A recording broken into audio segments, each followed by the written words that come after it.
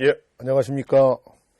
오늘 선생님들 영농생활 필수 법률 지식이라는 주제로 선생님들을 만나게 됐습니다.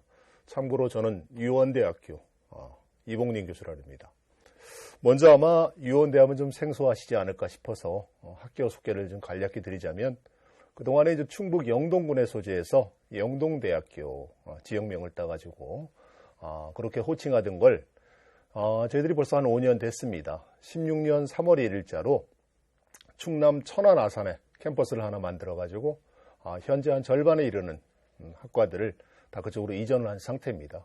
그 과정에서 충북 지역명을 이제 충남에서 쓰는 게 매너가 아니다 보니까 개명을 하게 됐습니다. 그래서 유원대학교란 영어 You are the only one, 당신이 최고입니다. 그래서 유원대학교로 개명을 했다는 걸 좀 말씀을 드리겠습니다.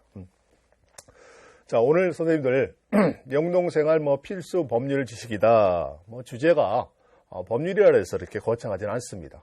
다만 우리 선생님들이 영농생활을 하심에 있어서 맞닥뜨리게 되는, 겪게 될 만한 그런 상황들을 같이 예측해서 주제로 준비를 했습니다. 그래서 오늘 크게 두 테마입니다. 첫 번째, 먼저 영농생활에 필요한 기초법률이다. 요 단원에서 주안점을 둔 건, 어쨌든 우리 경상북도에 귀농을 하셔가지고 타인이 가지고 있던 농지를 내 앞으로 이전해오든 아니면 일정 기간 빌어 쓰는 임대차 계약을 하든 그분과 이름하여 서면 계약을 하실 수밖에 없는데, 그래서 요 문서를 작성하심에 있어서 이제 주의할 점.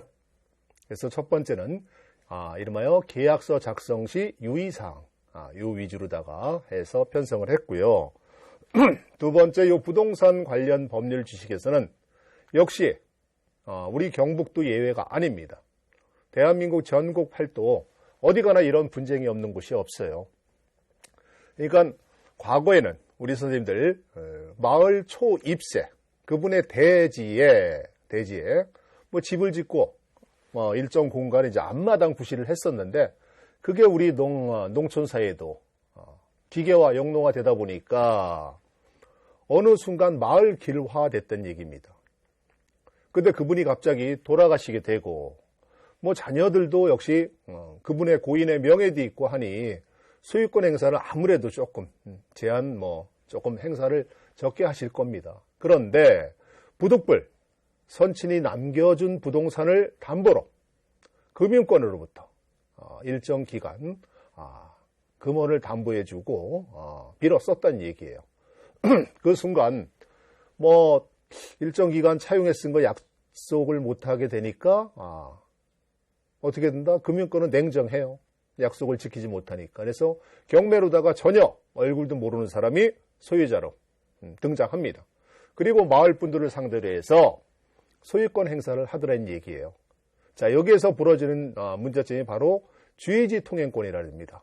그래서 오늘 주의지 통행권을 법 조문까지 들어서 어떤 경우에는 그 마을 길을 막는 것이 합법인 경우와 반대로 그렇지 않은 경우, 이걸 좀 양분해가지고 정리해 드리도록 그렇게 하겠습니다.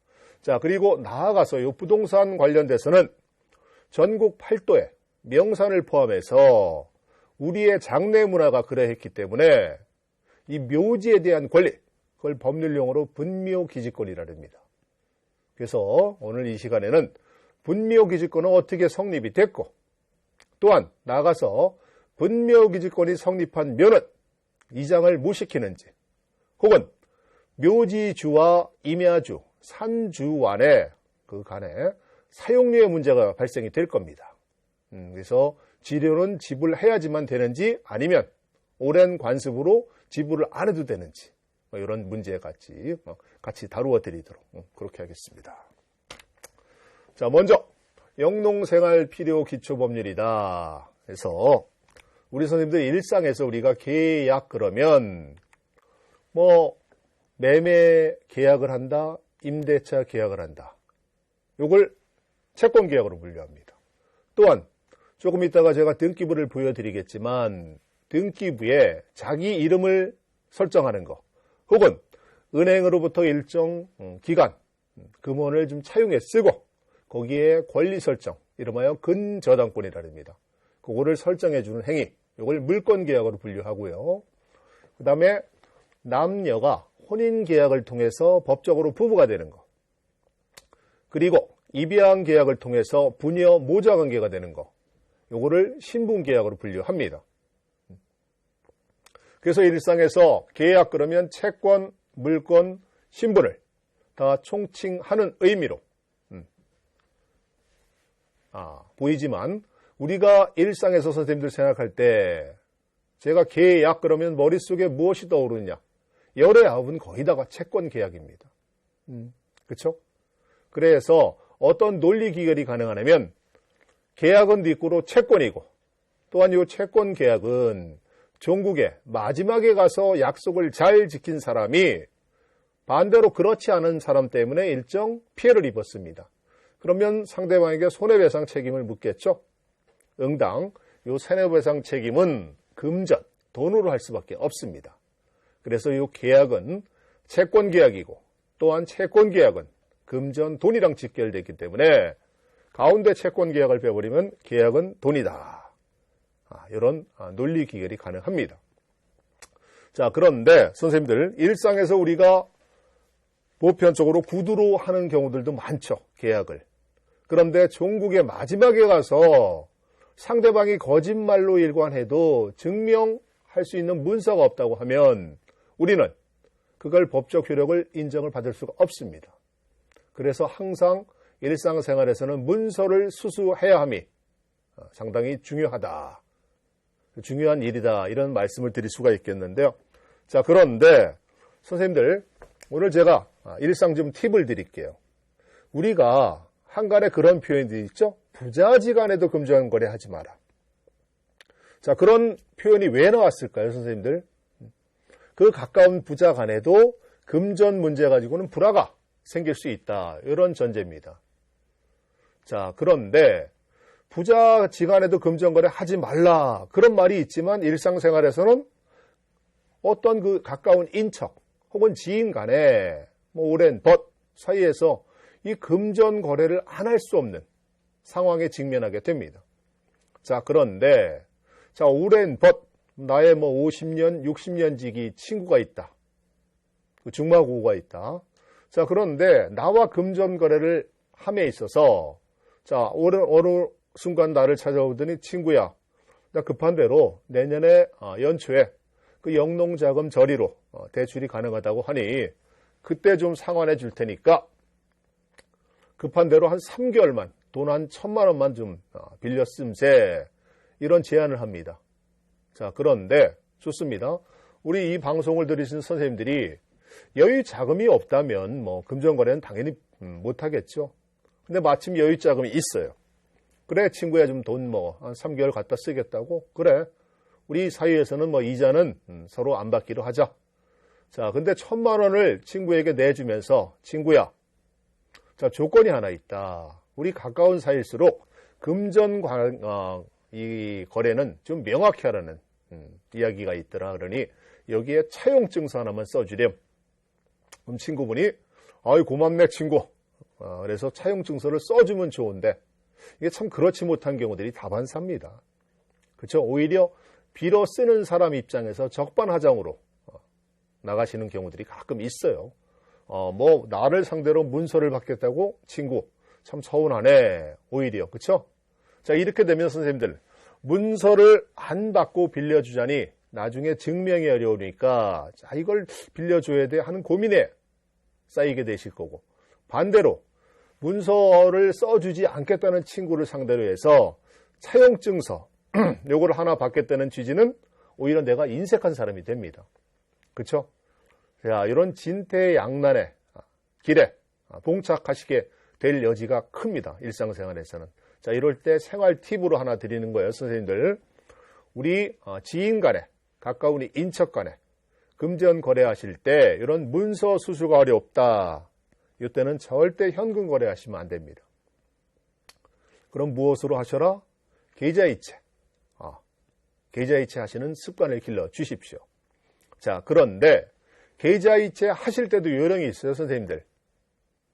나는 상대방에게 빌려줬다고 생각하지만 그 빌어 쓰는 상대방이 야, 친구야, 우리가 돈을 언제 빌려주고 빌어 쓰는 사이니 좀 있으면 나눠 쓰는 사이, 증여로 생각할 수 있습니다. 자, 상대방이 증여로 생각하면 요거 채권자 입장에서, 빌려줬다고 주장하시는 분 입장에서 요 금원, 채권 확보를 못합니다. 자, 그래서 어떤 용도로 송금하느냐, 그게 통장에 박혀 나오는 내용에는 적요란으로 나올 겁니다. 적요. 제가 요 강의 때문에 시중은행에서 한번 체크를 해보니까 거기에 적을 수 있는 글자 수가, 최저 글자 수가 한 6글자로 나오더라고요. 그래서 요 6글자로 해결 가능합니다. 우선 돈을 송금하실 때 뭐 인터넷 뱅킹이든 창구를 가서 이용하시든 상대방 통장에 박혀 나오는 내용에 뭐라고 적으시면 되냐면 대여금 하고 내 이름 석자, 그리고 본인 통장에는 대여금하고 상대방 이름 석자, 이렇게 적으시면 됩니다. 대여금하고 상대방에는 우리 보내시는 분의 입장, 그리고 본인 통장에는 상대방의 이름 석자. 그러면 언제 금 얼마를 누가 누구에게 송금했다, 이건 자동으로 나오시게 될 겁니다. 그래서 훗날 문제가 생겼을 때 그게 하나의 차용증에 가름한다는 거 아셨죠? 반드시 그렇게 적요란을 이용하셔야지만 법적으로 보호를 받을 수 있다 하는 점을 말씀드릴 수가 있겠습니다. 예. 다음 단원이요. 자, 마찬가지 예를 한번 선생님들 드려볼게요. 자, 우리 선생님들, 내가 지금 살고 있는 우리 경북 칠곡군에 살고 있는데, 참 마침 농지가 하나 좀 필요했는데 시내에 가서 일을 좀 보고 집으로 돌아가는 길에 농지 저렴하게 판매합니다 하는 플랜카드가 하나 걸려 있는 걸 목격하시게 됩니다. 그래서 전화번호 010-1234-5678 전화를 하시겠죠? 자, 우리 선생님, 제가 농지를 하나 매입할 의사가 있는데 그 농지가 어디에 있는 겁니까? 아, 그래요? 자, 면적이 한 얼마나 되죠? 제가 필요한 건 한 400평, 한 500평까지는 제가 살 의사가 있는데, 예, 그 정도 크기라고요? 무엇보다 중요한 거, 받으시려고 하는 금액이 한 얼마나 되십니까? 한 평당 얼마나 드리는데요? 그래서 약속한 커피숍에 만나기로 해서 커피숍에서 두 분이 계약서를 쓰시게 됐습니다. 자, 그러면 우리 선생님들, 과연 조금 전에 통화하신 그분이 내가 매입하고자 하는 농지의 소유자라는 거 무엇 가지고 확인하실까요? 어떤 공적 장부 가지고. 그럼 방송 지금 들으시는 대다수 선생님들이 등기부 등본 그러실 거예요. 근데 정확히 하자고요. 선생님들, 과거에는 이게 등기부 등본 그랬는데 저희 학교처럼 용어가 이제 고쳐졌습니다. 개명. 과거의 등기부 등본은 등기사항 전부 증명서, 그리고 등기부 초본은 등기사항 일부 증명서, 이렇게 이제 개명이 됐습니다.